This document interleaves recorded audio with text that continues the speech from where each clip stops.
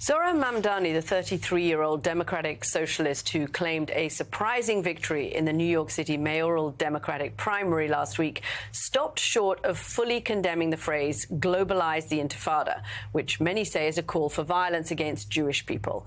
Here's his full exchange yesterday on NBC's Meet the Press with moderator Kristen Welker. I want to ask you about an issue that has divided some New Yorkers in recent weeks. You were recently asked about the term "globalize the Intifada," if it makes you uncomfortable. In that moment, you did not condemn the phrase. Now, just so folks understand, it's a phrase that many people hear as a call to violence against Jews. There's been a lot of attention on this issue. So I want to give you an opportunity to respond here and now. Do you condemn that phrase, "globalize the Intifada"? That's not language that I use. The language that I use and the language that I will continue to use to lead this city is that which speaks clearly to my intent, which is an intent grounded in a belief in universal human rights.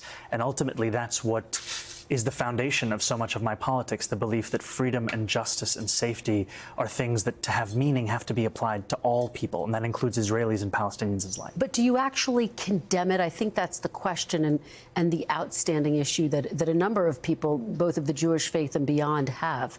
Do you condemn that phrase, "globalize the Intifada," which a lot of people hear as a call to violence against Jews? I've heard from many Jewish New Yorkers who have shared their concerns with me, especially in light of the horrific attacks that we saw in Washington, D.C. and in Boulder, Colorado, about this moment of anti-Semitism in our country and in our city. And I've heard those fears and I've had those conversations, and ultimately they are part and parcel of why in my campaign I've put forward a commitment to increase funding for anti-hate crime programming by 800%. I don't believe that the role of the mayor is to police speech in the manner especially of that of Donald Trump, who has put one New Yorker in jail who's just returned to his family, Mahmoud Khalil, for that very supposed crime of speech. Ultimately, what I think I need to show is the ability to not only talk about something, but to tackle it and to make clear that there's no room for anti-Semitism in this city. And we have to root out that bigotry, and ultimately we do that through the actions, and that is the mayor I will be, one that protects Jewish New Yorkers and lives up to that commitment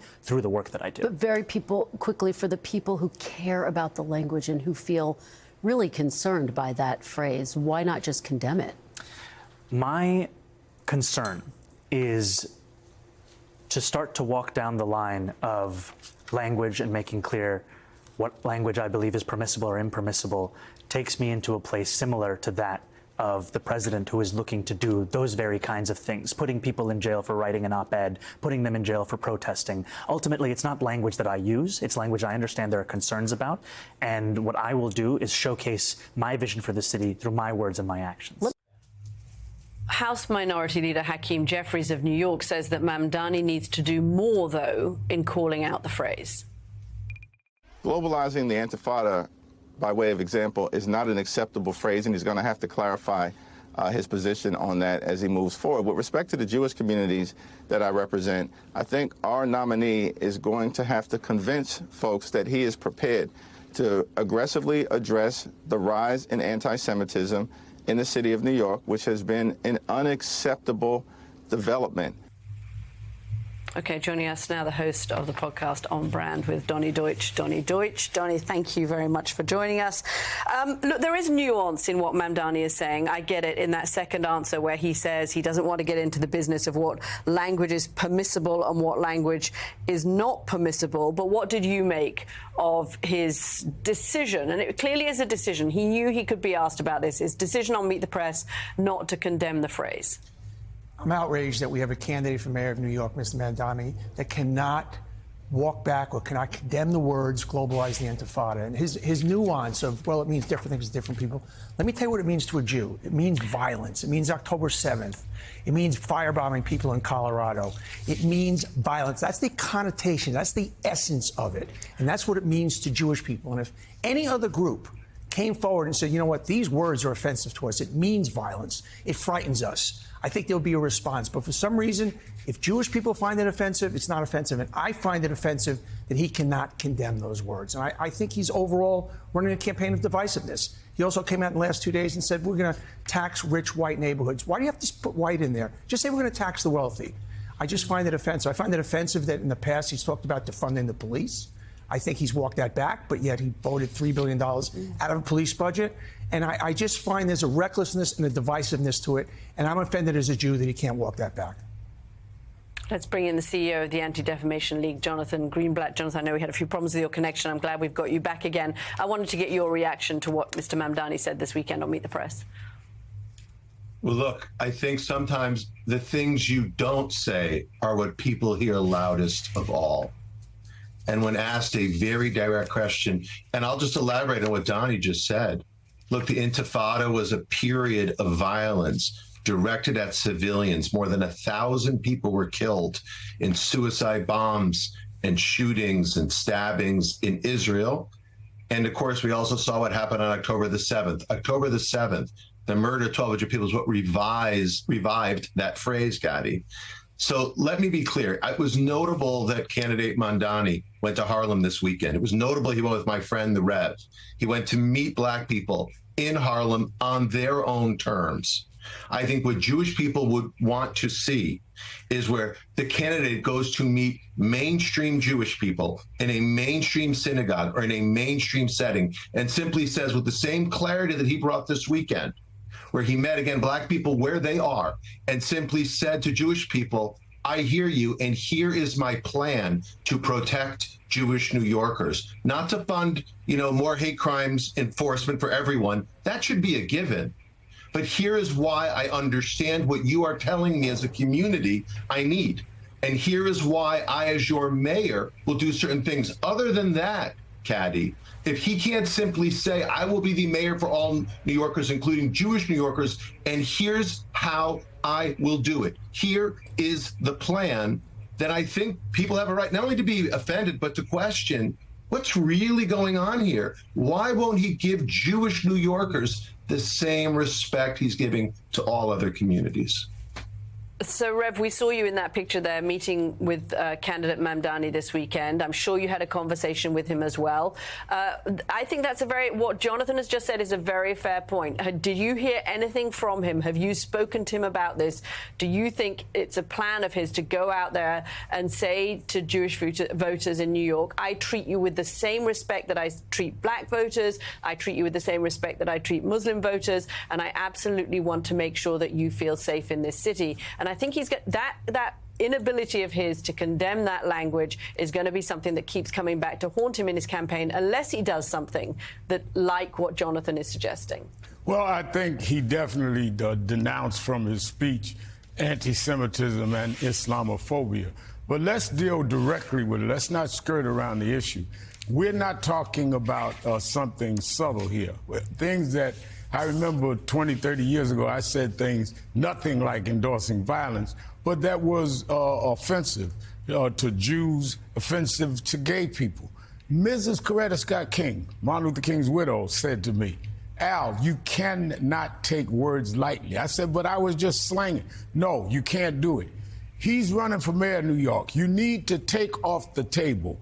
Do you support international intifada? Not period, intifada. Not go around it. I understand you don't want to be forced into something, but I don't think that's what he stands for from what he said to us, and he should say that outright. Secondly, I agree with Jonathan. He ought to meet with the Jewish community, and I think he will.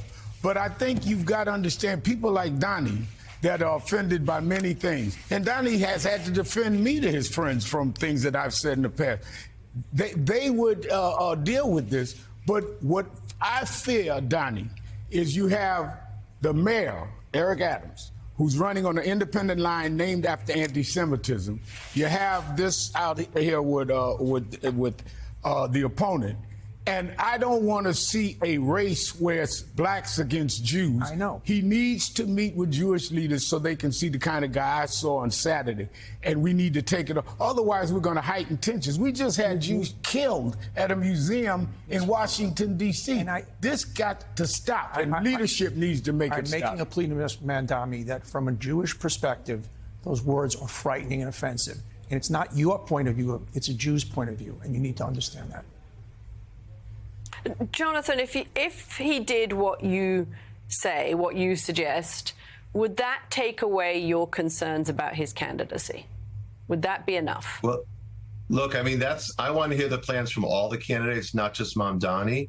But considering his, past, he was a student organizer for a group called Students for Justice in Palestine. They're the ones who led the systematic marginalization and targeting of Jews on college campuses over the last year and a half. And so when Mr. Mamdani shows up and says, again, I think this is a very important point, Caddy. He doesn't get to pick and choose which Jewish people he talks to. He needs to come to us. He needs to meet us where we are. If he could do that, he would allay a lot of concern. But look, this guy, he wants free buses. He wants government-controlled grocery stores. He's got a lot of big plans, Caddy. I don't know why, considering his big plans, he's going to need a lot of political capital. He's going to need a lot of allies. I don't know why, again and again and again, he simply won't take this head on, like the Rev said. Kristen Welker did an amazing job yesterday, and he had a chance just to literally put this to rest, Caddy. And like I said at the top, sometimes the things we don't say are actually the loudest. That's what people hear. So that's what the Jewish community right now is struggling with. Reform people and observant people, liberal people and conservative people, at a time when anti-Semitism has surged to record levels. The idea of a candidate who won't clearly and unambiguously say, here is my plan, I am with you, leaves a lot of us deeply, deeply troubled. Okay, well, if he's been watching Morning Joe for the last 3 minutes, he will have heard that message loud and clear. Let's see if he reaches out. CEO of the Anti-Defamation League, Jonathan Greenblatt, thank you very much for joining us this morning. The other thing I think that's worth pointing out, and Rev, I want to bring you in on this, and Donnie too, we have asked on this show, because I was on last week, multiple politicians. We asked Haley Stevens this morning whether she had been watching the mayoral race and what she took away from either his style or his policies. We asked the same thing of Abigail Spanberger, who is running for governor in Virginia. We asked the same thing of Alyssa Slotkin. And guess what? None of them really wanted to talk about his race. Are Democrats, Rev, running away? Hold on a second. We're going to listen first of all. We have the bite.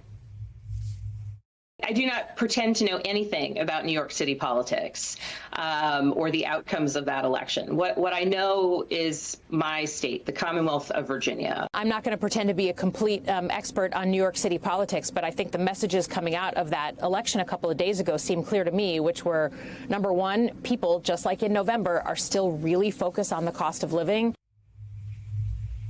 What is this New York you talk about? Are suddenly Democrats deciding that they don't want to have anything to do with Mamdani, Donnie? Is this a feeling that, I mean, it's just, It's so implausible that these people who are running for high office have not watched what was happening in New York and the bombshell that happened in New York politics last week. I don't buy it. I think they're walking away from extremism. Extremism on the left is just as bad as extremism on the right. I think when somebody is a self-proclaimed socialist, that's but then just say that. Just say that he's too extreme, they're also and I'm going to walk away from it. They're afraid of being primaried by somebody from the far left. So the Democrats are really in a conundrum here. But the bottom line is this type of extremism, when somebody says, I'm against capitalism, I am a socialist, Donald Trump is licking his chops when he hears that. The Republicans want to run against that. I've been very outspoken. The Dems got to move to the center. This is an extreme example of them moving the opposite direction, and that's why those politicians are running from it. Well, let me say this. I think, again, I think that he should meet with Jewish leadership, as Greenblatt said. I did not see him as the kind of guy that wants to support killing anybody, but he needs to meet directly with that. Other things he's saying is resonating. The affordability, the issues that he's raising is good. But what I really, really am afraid of is this turning into a black Jewish thing with him and Eric Adams. Because Eric Adams has to explain his relationship with Donald Trump. He has to explain if we're in a city that decides now that they ruled at the end of last week that 500,000 Haitians no longer have deportation relief. If they turn this into the next LA, what is Adams going to do? There are real issues here that we need to deal with. And I think that anyone that's going to run the city of New York needs to have to deal with them. Before I make an endorsement, I want to hear that. But the guy I heard on Saturday, the guy I've come to know, I think he should go in front and deal with that. And I think people like you would be candid enough, like you and I beat each other up 30 years ago. And we found common ground over some of the things me saying, you may be right here, and vice versa. If you can't handle a conversation, you sure can't handle the city of New York. Amen. Matt Lewis, do you think that Republicans who are clearly licking their lips, we've seen it on Donald Trump's Truth Social posts, may be a bit premature, that there is something about, I mean, we've been giving Zohran Mamdani a very hard time on the show this morning, but there is undoubtedly a natural political talent to the guy. He galvanized young voters, and there's a New York Times story out this morning saying that young people voted in greater numbers than older people in New York City. I mean, he's managing to build something of a movement. Like his policies or not, he's managing to do something politically. Yeah, look, absolutely. And I think Republicans will try to make hay out of this. What else could they do? I'm old enough to remember Republicans running against Ted Kennedy, in every district in America and using him to fundraise. AOC now, I think, is kind of a boogeyman. You've got George Soros. So Republicans will take somebody who is perceived as being extreme and out of touch and use that to villainize and demonize the Democratic Party and also fundraise. But and it will work to a certain degree. And I think this guy is out of step in many ways with the mainstream. But he's young, he's exciting, he has charisma, and he is a rock star. And I argue that the problem that Democrats have right now is not really that they're too far left wing. It's that they're too boring. It's that they seem like politicians. Yeah. And so if I think for the Democrats to reclaim the presidency, they're going to need someone like Mamdani, like AOC, who can emerge, who doesn't feel like a normal politician. Maybe it's a generational change thing. Maybe it could be Bernie Sanders. I just think he's too old. But someone who doesn't feel like a politician, who can speak to angry, disaffected Americans, and maybe also go on Joe Rogan. Mm-hmm. So, look, make hay, but don't take this too lightly. Yeah, I agree with you. I think one of Kamala Harris's problems is that she was a very cautious politician in an era that doesn't allow for much caution. And I think the other candidates who we had on the program actually do need to say, yeah, we've watched it and what we're learning from it. Matt Lewis and Donny Deutsch, thank you both very much for coming on the show this morning.